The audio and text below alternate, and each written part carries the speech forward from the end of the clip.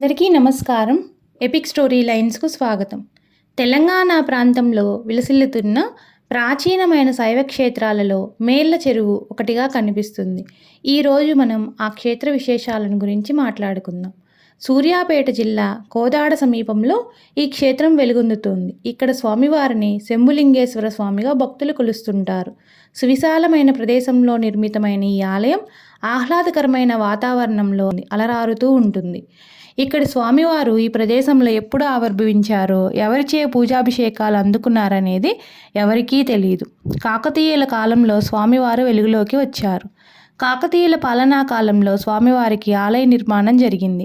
అప్పటి నుంచి నిత్య పూజాభిషేకాలు జరుగుతూనే ఉన్నాయి. ఇక్కడ శివలింగం 2 ప్రత్యేకతలను కలిగి ఉంటుంది.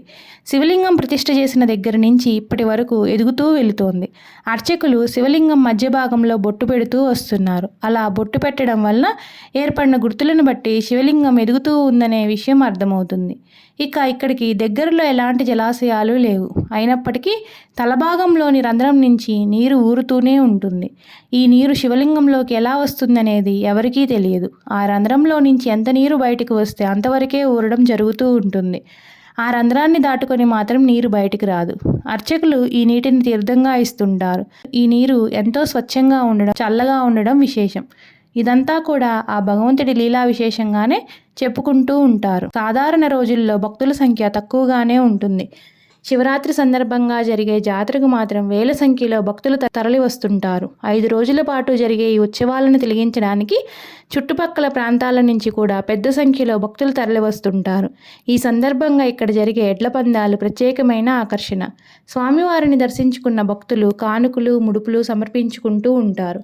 శంభులింగేశ్వర స్వామి దర్శనం వలన సమస్త పాపాలు, దోషాలు నశించిపోతాయని భక్తులు విశ్వసిస్తూ ఉంటారు. ధర్మబద్ధమైన కోరికలు నెరవేరుతాయని అంటారు. ఈ స్వామి దర్శనం వలన ఆపదలు, అపమృత్యు దోషాలు తొలగిపోతాయని భావిస్తుంటారు. తెలంగాణ ప్రాంతంలో జరిగే అతిపెద్ద జాతరలలో మేళ్ళ చెరువు జాతర కూడా ఒకటి. జాతర సమయంలో ఇక్కడ జరిగే సందళ్ళు, సంబరాలు చూసి తీరవలసిందే. ఓం నమః శివాయ.